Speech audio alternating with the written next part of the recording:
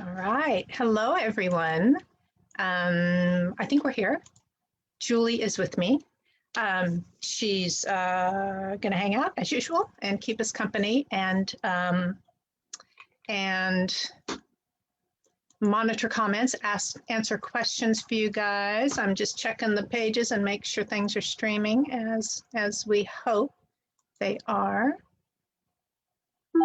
And we're really happy you guys joined us today. We're going to demo, what we're demoing is little brick stitch around a hoop technique. And you may have seen us, demo these. It's always a little bit of a trick to get these, I'm finding our video. It's a little bit of a trick to find the camera and kind of get this so you guys can see it, and where I'm not wiggling it around all over the place. So these are our mod brick stitch earrings. We created them when we launched our hammer tone collection in 2019, I think, right, Julie? She might still be muted. 2019, it was the beginning of the year. It was our big Tucson launch that year. And it was an expansion of our hammer tone collection, which is the series of components we have that have this hammer tone, distressed hammer tone texture. And so with that line, we did what we call our stitch around hoops and also stitch around teardrops. And so specifically for working with seed beads.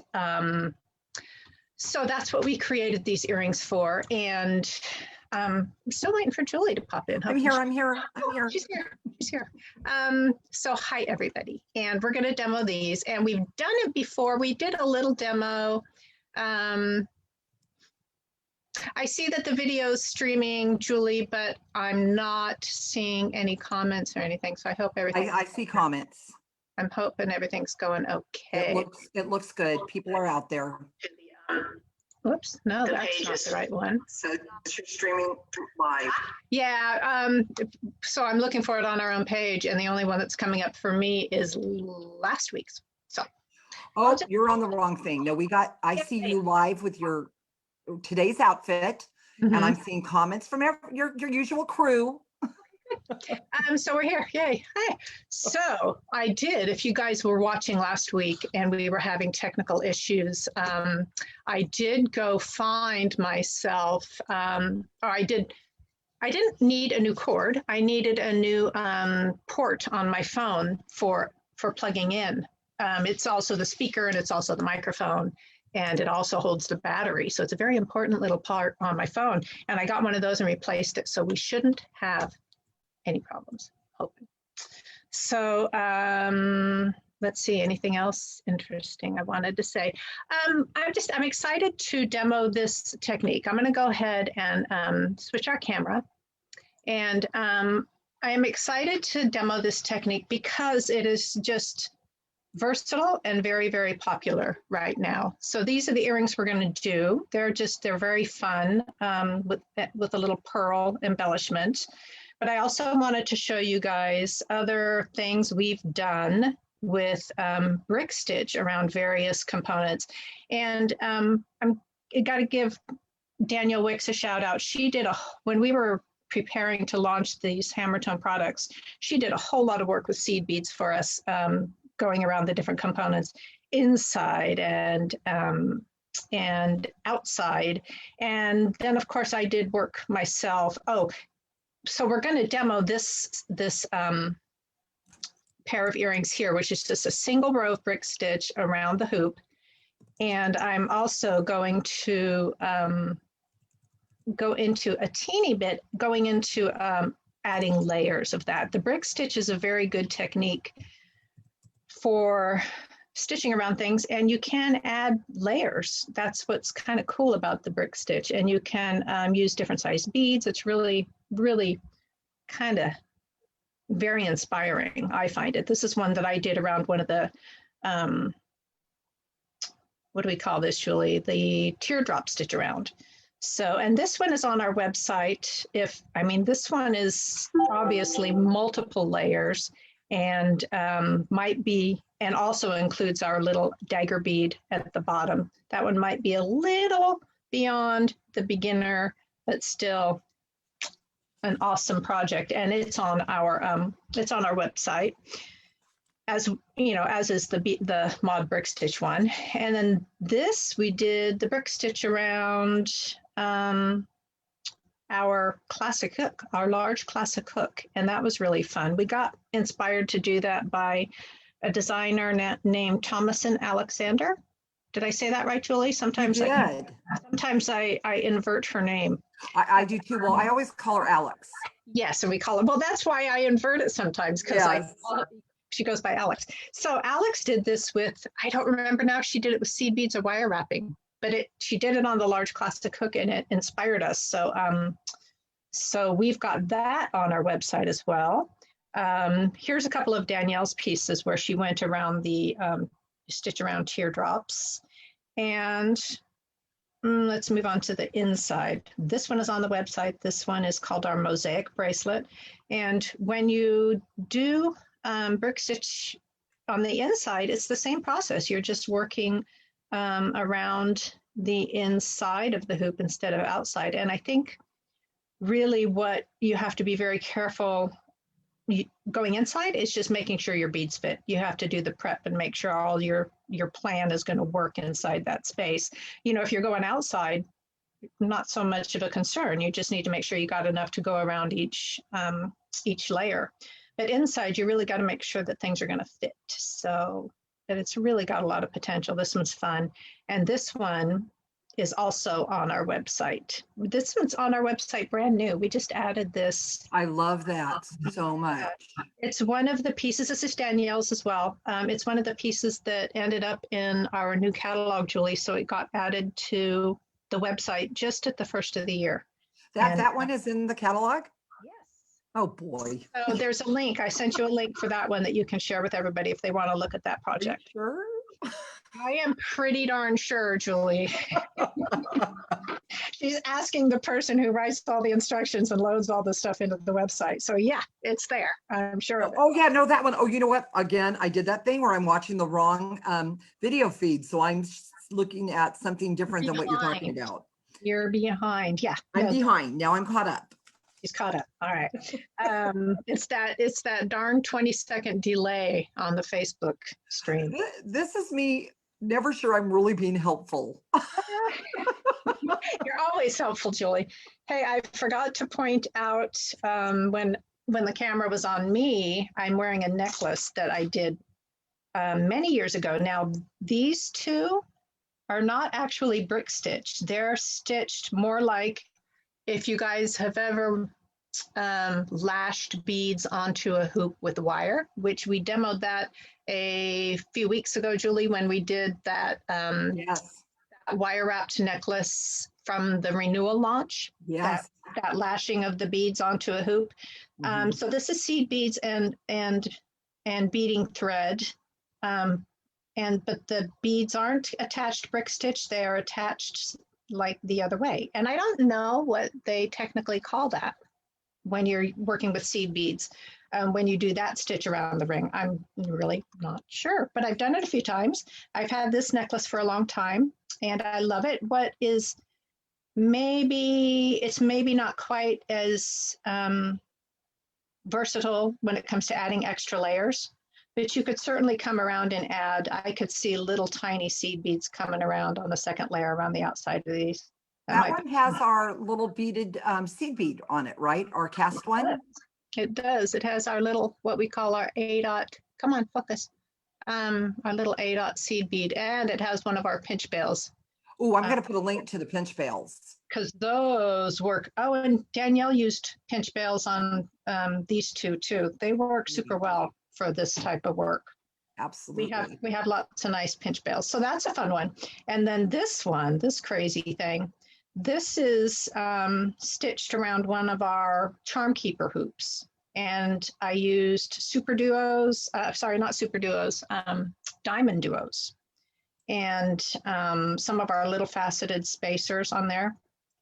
So that was fun. This was a little bit of a crazy design, but I like the way it turned out. And Julie, I did a tutorial. This one isn't on our website, but it is on, I went up to visit Cynthia at Art Beads and we did a video that's on their website.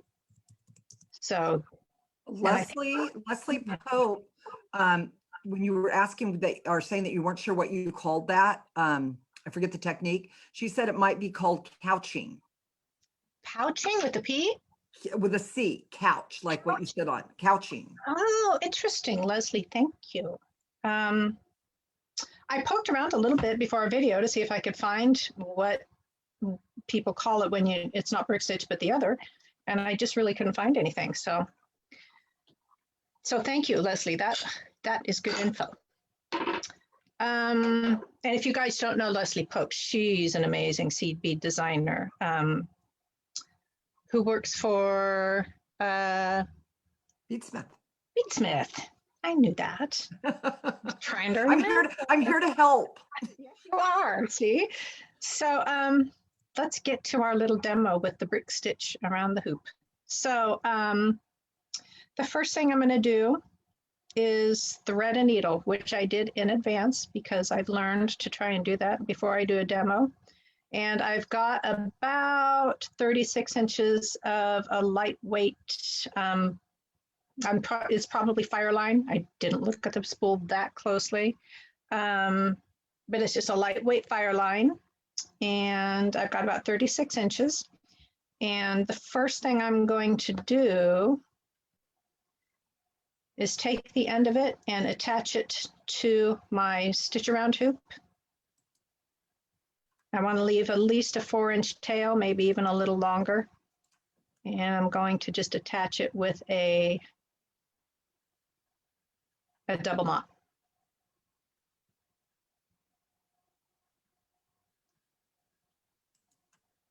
And then I'm going to slide that double knot up to where the hoop is. And pick up 2 seed beads. And these are size 11 rounds. You saw from the examples that you can use a lot of different things. There were size 11 rounds in there. There were delicas, there were size 8s, there were faceted check glass. So I've got my 2 seed beads on there.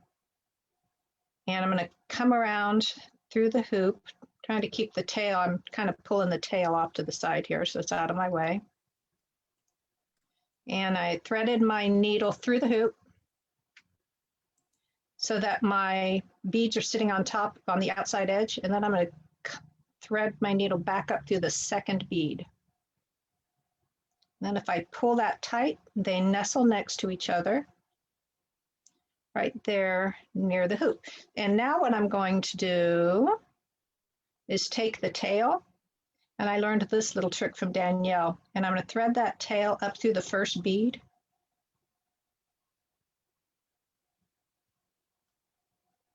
And just pull that up. And that it moves the knot up into that bead so that it's not sitting on your metal. It's just a little knot hiding trick. And so I've got my first 2 beads. I'm picking up a 3rd bead, coming through my hoop. And I like to trap my bead kind of against the hoop with my fingernail or with my finger. That way it doesn't slide around and come through and get out of position. Bring my needle back up through that bead. This is a really great way to wow people. Really look like you're a fancy beader in a simple way. I'm impressed with how simple it is. It is a wonderful beginning bead weaving project. You can see where everything is and where everything needs to go. And, unlike like peyote or something. Yeah, it can be tricky, especially when you're just learning to do some of the other stitches. So you can see the pattern. You just pick up a bead, bring your needle through the hoop and around, and then back up through that bead. And then I'm pulling on it pretty snugly because I want it to be nice and snug. I want my thread tension to be pretty good. And I'll do it a couple more times. And then what I did is I did a step out. I prepared a step out so that we can just jump to the finishing.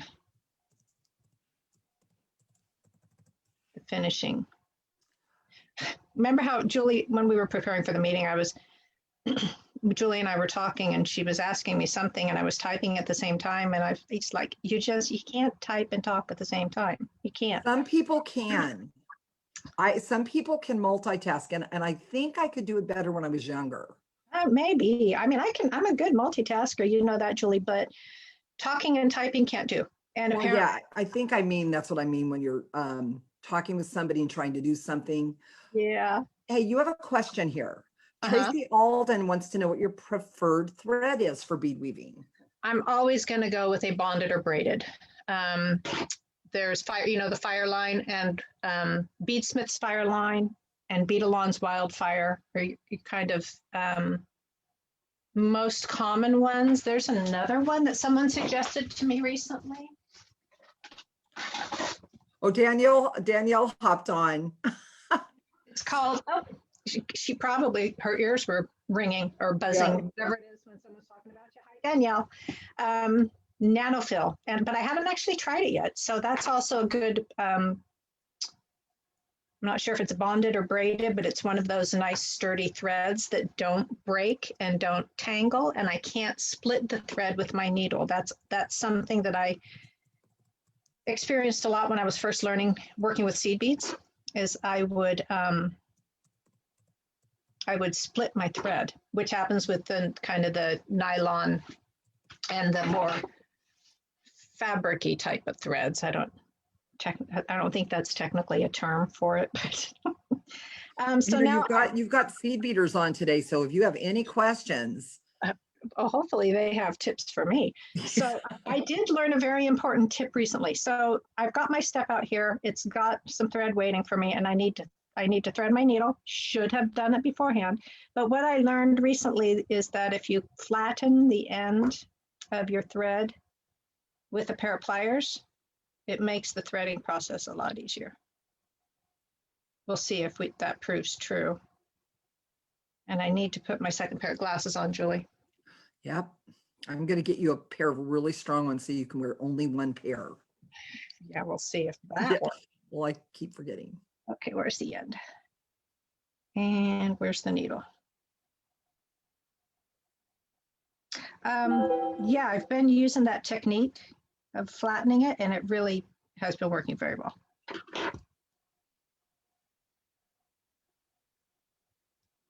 Good tip. All right. So to finish up this one, I'm just going to start adding there's probably room for, I don't know, 6 more beads. Sounds right. And I probably could have set this up so I only needed to add another 2, but. I really love the elegant palette for this one. You could just wear these with anything. Mm-hmm. You know, t-shirts and jeans or a little black dress be fabulous for both. Yeah. I can see these with jeans for me. Well, I don't know if I've ever seen you in a little black dress. You have not. I can probably guarantee that you haven't. But you're right. They would look super good with any kind of basic black, like they're just elegant going out outfit. All right, so I've got my last bead on, and now what I want to do is secure that thread. So I'm going to go back down into the next bead, and then go ahead and bring my needle through the hoop.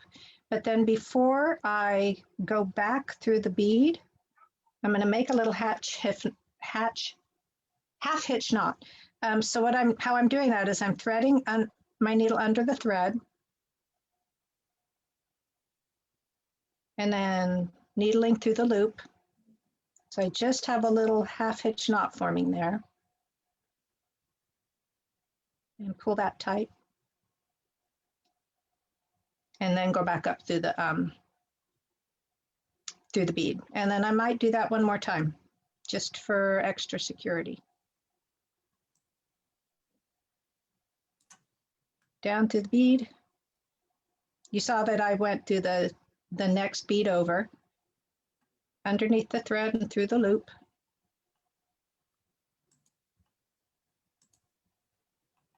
And then back up through the bead. And then I can trim that side. Or burn, if you prefer a thread burner, use a thread burner. And so I'm done with that side, but I need to weave in the thread on this side.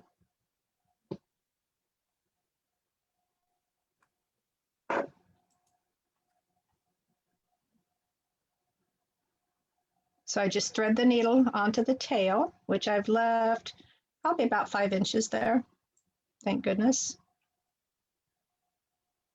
And this side's already got a knot in it, so I'm just going to go through one of the beads, I think, to secure it.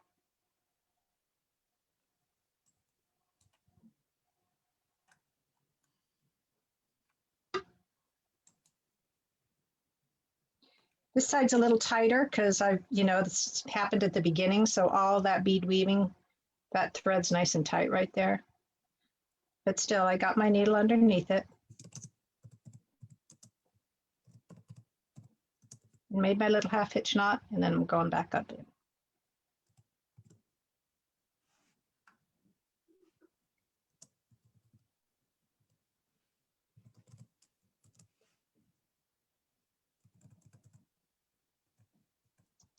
And so that's the hoop.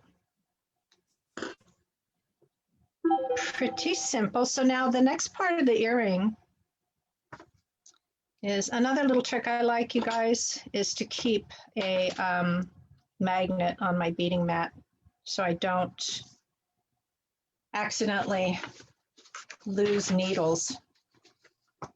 That's a super good tip. Mm-hmm. So we're attaching this to one of our hammer tone dome bead posts and some chain and a pearl. I wonder if folks out there realize that our posts are titanium. That's a very good thing to bring up, Julie, because they, unless they're shopping for them on their website, they might not know that.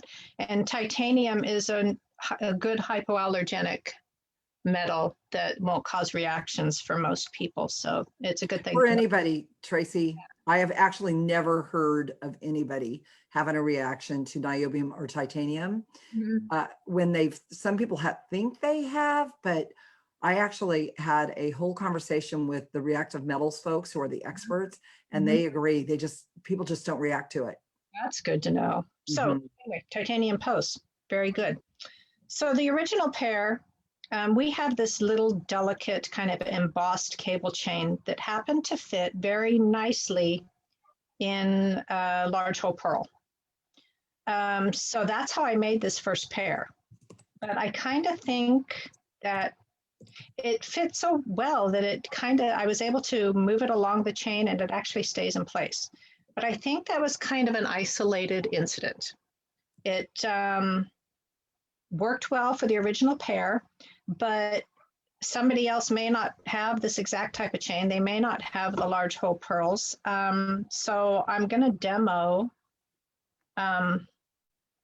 kind of the alternate way to put together the dangle part with the chain, which is just to thread a bead onto an eye pin. And in this case, I put a couple of little spacers on either side of this large hole pearl, and then I strung that onto an eye pin. You can use any bead you want here.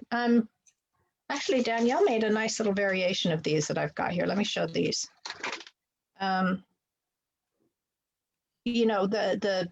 It's wide open for what kind of bead you would want to put there if you're going to use the eye pin variation, because you can attach anything. So this is a cute little wooden bead, and again, just strung onto an eye pin and formed a little link and then attached the chain on either side. So that's what we're going to do. Yeah, you can really make the design look different, just switching out the color of seed beads and the type of bead. Danielle's are so much earthier. Yeah, yeah. So definitely a jeans fairy earring there. So I'm just making my little simple loop.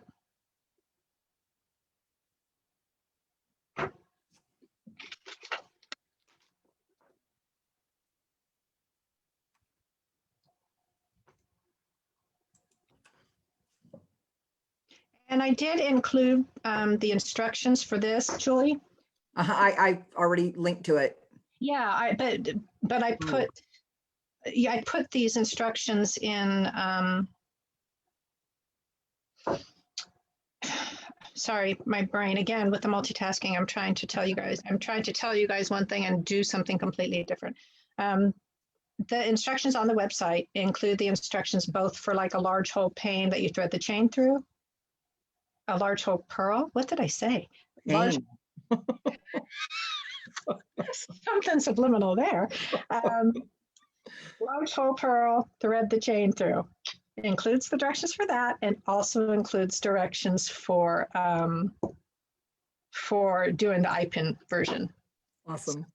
Now, what did I do with my wire cutters? I'm going to cut, let's see, how long of a piece of chain do I want? I only want it to be about 5 chain lengths long.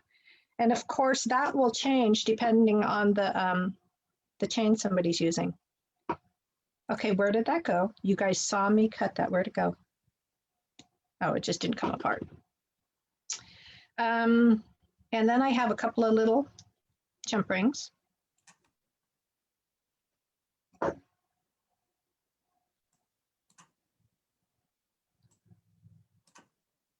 Going to thread that little jump thing through the loop at the top of the stitch around hoop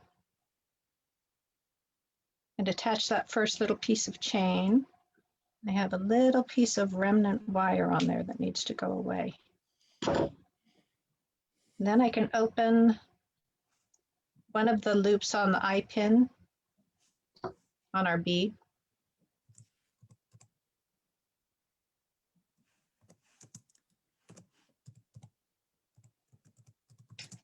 And pop that chain on there, which should be easy, but maybe I just didn't open my hoop quite enough.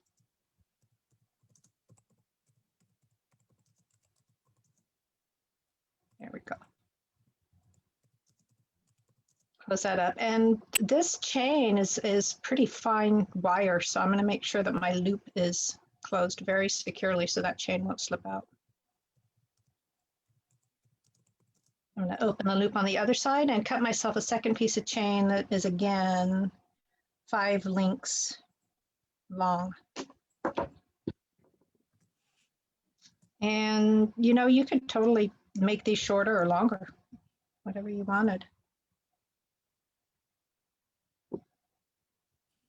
So I have to share what Tracy Alden wrote.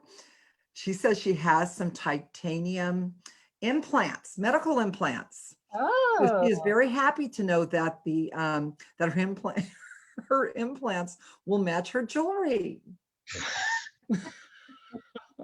it's good to be coordinated. I'm just saying. Very, very. That is like coordinated to the nth degree. Good job, Tracy. Coordinated inside and out. Yes. Good job. All right. So now I've got my second little jump ring and attaching that to the loop on the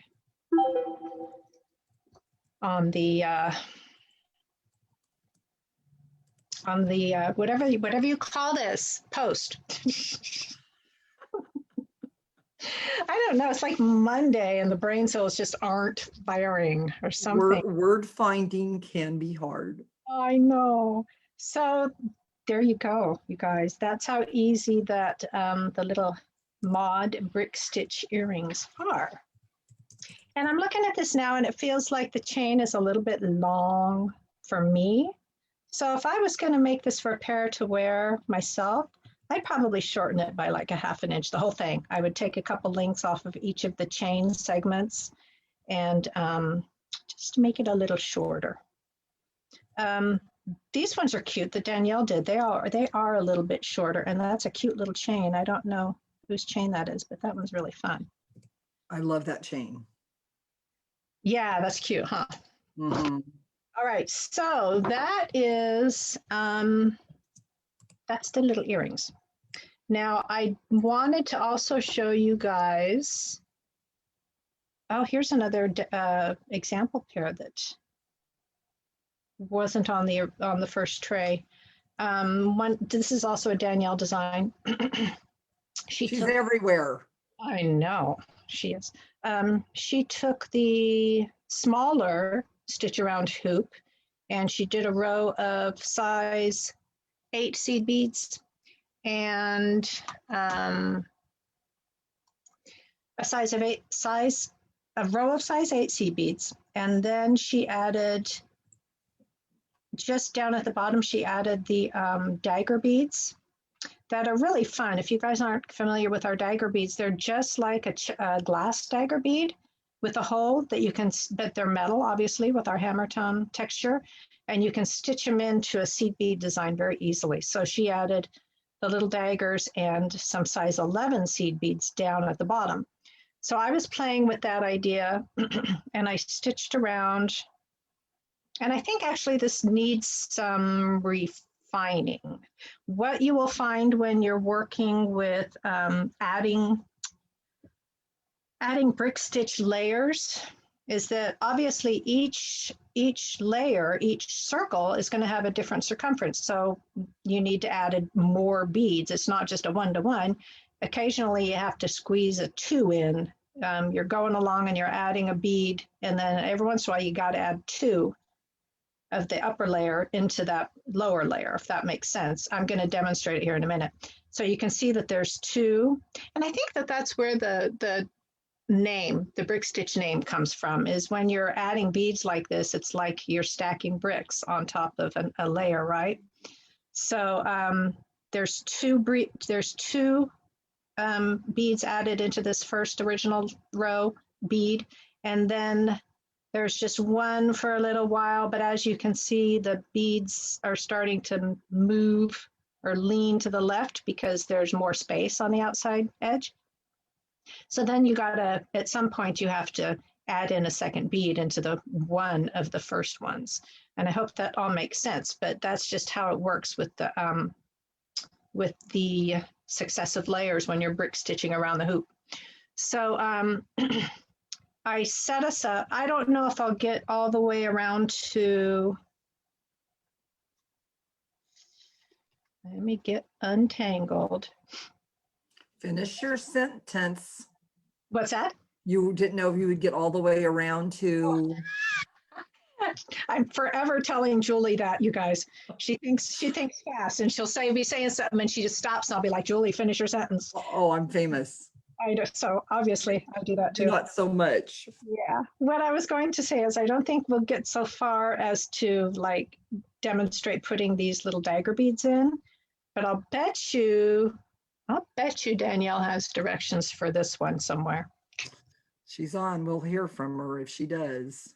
But what I am going to do, and it won't take long, I didn't get as far with this step out as I would have liked. I wanted to get the first row of beads completely done so I could demonstrate how to start adding the second row. But this won't take long to get the rest of these beads added. Oh, good. Danielle's going to post a link. I was just going to ask her to do it. I knew she would have them.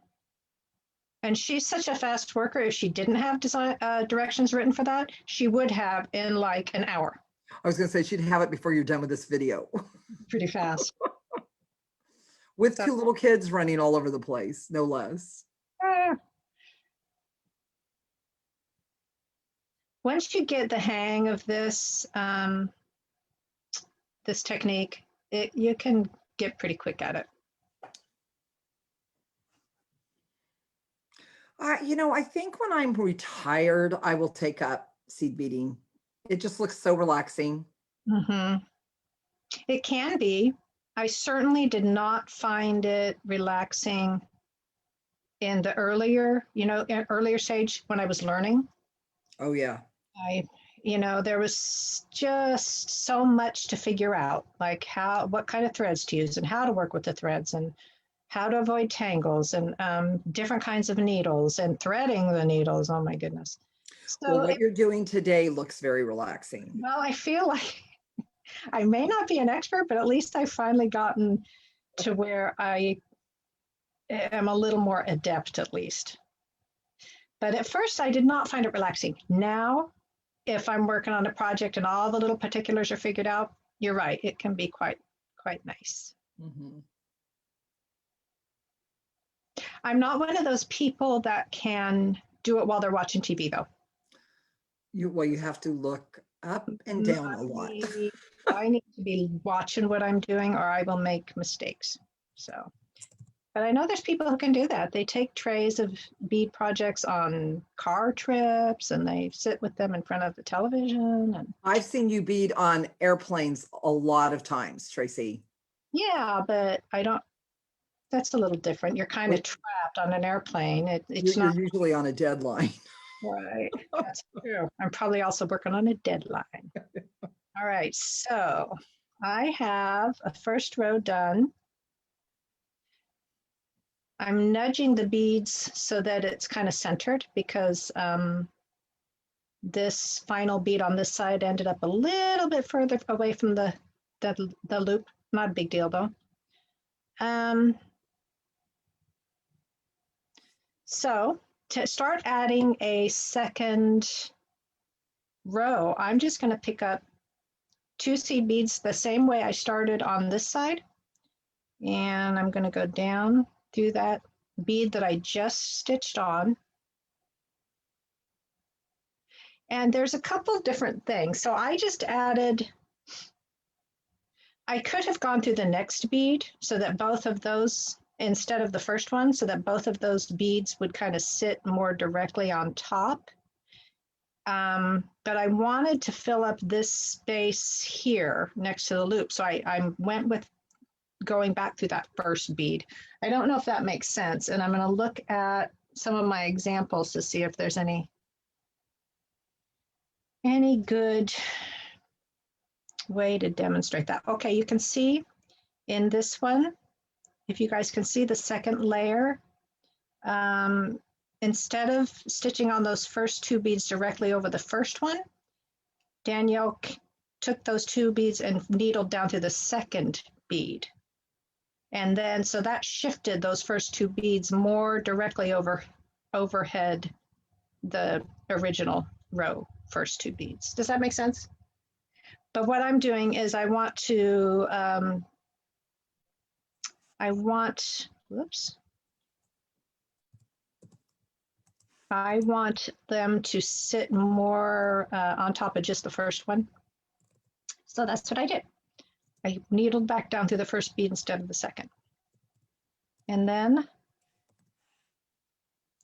come down through the second bead and the second bead, both in the second row and the first row. Needle around the hoop again.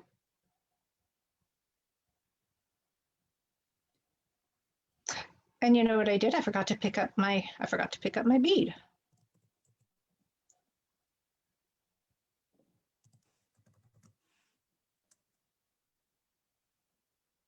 So Jamie is loving those daggers. She's going to try, she's got some. She's going to try this project. is this Jamie at the bead gallery? No, this is, what is this? Jamie? Oh boy, I'm going to butcher her last name. All right. I'm having a little bit of a Dilemma? yeah, no, I've lost my place. So I added my bead. Oh, okay. I came up through the second bead or the first one in the second row, and I should have come up through the second one. I think Jamie's name, well, it's Jamie Poe Bosjancic.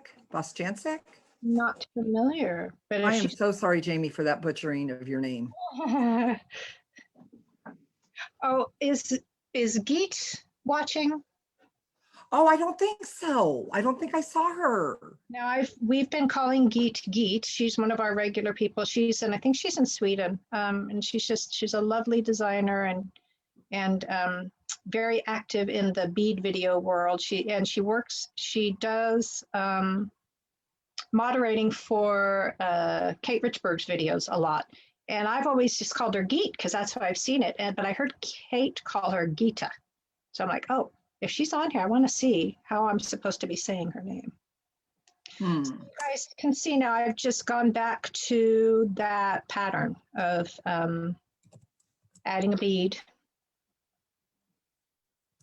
And instead of stitching just around the hoop, I'm going back through the original row, a bead on the original row, and then stitching around the hoop. And at some point, because again, with the bigger diameter around that second row, I'm gonna have to add 2 beads into one of these instead of just 1. I'm not there yet though. It's kind of it's a judgment call of when there's enough space to do that. Whoops. And I skipped a bead again. Something else. Oh, Lynn says it is Geeta. Geeta. I thought, because I heard Kate say that. So I'm like, oh, I have been saying her name wrong all this time. So what you guys notice that I'm needling back through my beads if I need to remove one. So that is something that works well with Fireline, with one of the braided or bonded threads, because there's not the risk of, got my tail caught in there. There's not the risk of splitting your thread, but you don't want to try that if you're using a nylon thread or a silk thread or anything like that, because if you split your thread with your needle, then you just have a god-awful knot. So don't try that unless you're using the braided or bonded. What you would need to do instead is take your needle off of your thread and then pull your thread back out to remove a mistake. All right, so now I'm in a place where I think I need to squeeze in a second bead. So I already added one through this first row bead, but I'm going to do a second one through the same bead.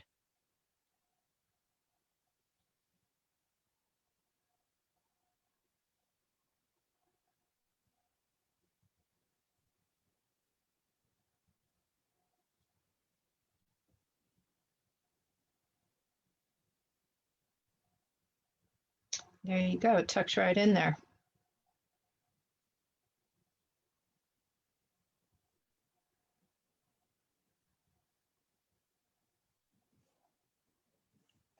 Maybe if you guys are patient. Well, we are getting close to the hour though. I was thinking maybe we would get far enough to add one of these dagger beads. Just put one in, just for. Put one in right here, even if it's not going to be in the right spot. And that was when I was first showing you guys this, I was like, I think this one needs a little more refining because it feels to me like my dagger beads ended up not quite centered. It hangs okay though, but okay. So anyway, let's see if I can show you guys how I added one of those.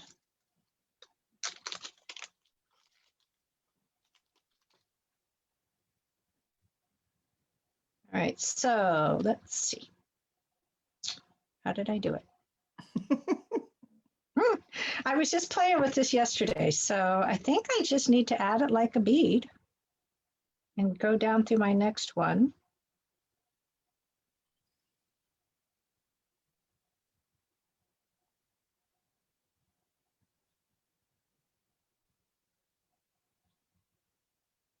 But it seemed like I also had to skip a, yes, that's what I had to do.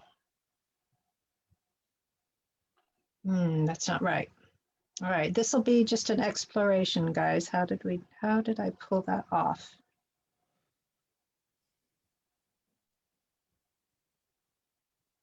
Anybody want to chime in and let Tracy know what to do?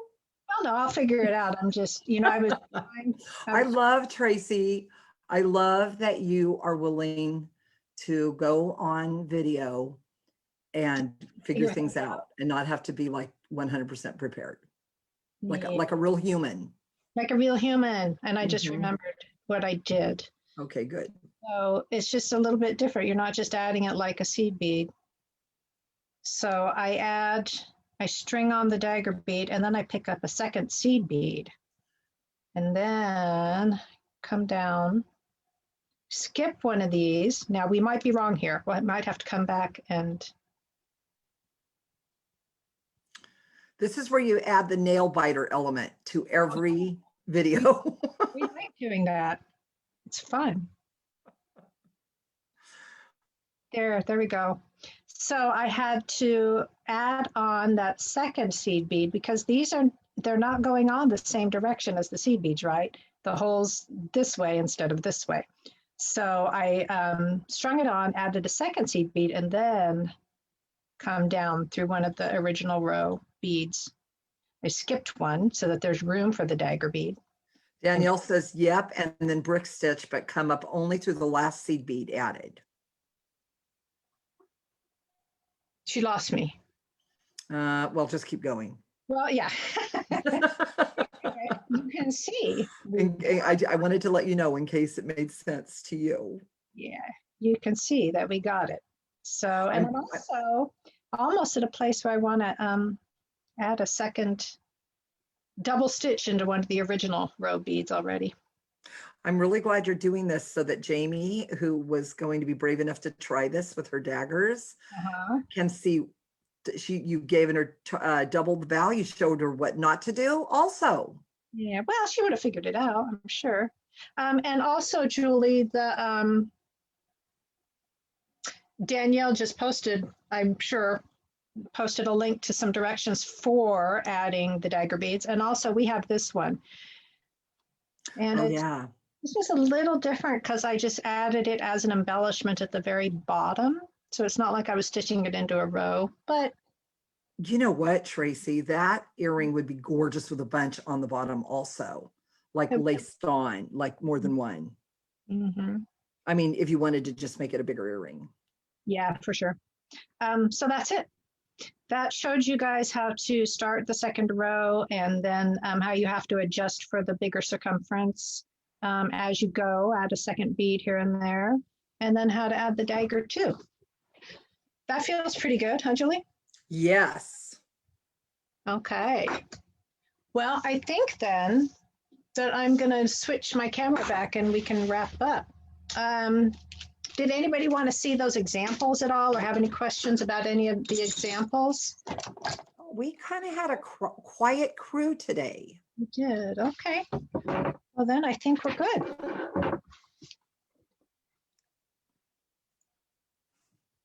That went pretty well, I think. They don't always. There's no technical issues. Woohoo! You did excellent. A++ on threading the needle. Yeah, it didn't take me 5 minutes to thread the needle, and we didn't have any thread breakage. That's also why I like the braided and bonded threads, is there's just less of that. So, okay, so that's it, guys. One of these days, I think I am going to come on and demo the beading inside. I'm not sure when we'll do that, and I have not done it that much, so I'm not that good at it. So let me practice a little bit, and then we'll do a video showing that beading on the inside. And I don't know what we're going to do next week yet, but we'll figure it out. And I'm actually going to be live with goodie beads, with our very good customer goodie beads this afternoon. I think it's at 12:30 our time. I'm just going to be doing a little guest spot with them and working with our pet components, with our little paw beads that came out. When was that, Julie? April? Yes. So thanks, guys, and hopefully we'll see you again next week, and watch on Saturday. We'll figure out what we're doing for our live demo, and that will for next Tuesday. That will post on Saturday. So okay, bye everyone. Bye everybody.